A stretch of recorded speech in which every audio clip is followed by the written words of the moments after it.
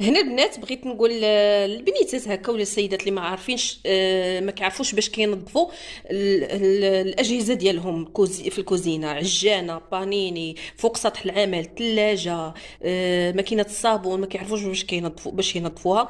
احسن برودوي باش تنظفوها واللي كيعقم واللي ما يخليش لكم شي ضرر، مثلا يغير لكم اللون ديال الحاجه، او لا تكون فيه شي مواد اللي خطيره بحال لاسيد ولا تخرج لكم على الحاجه، عليكم غير بخل ديال بيم.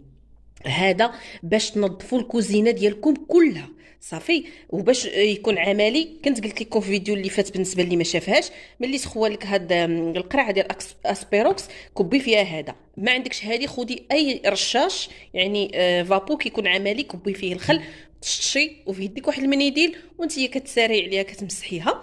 وبهكذا الاجهزه ديالك كامله، من هكا الكوزينه ديالك كتنظف، كتعقم، وخلاص ما تخافيش كتخدمي وانت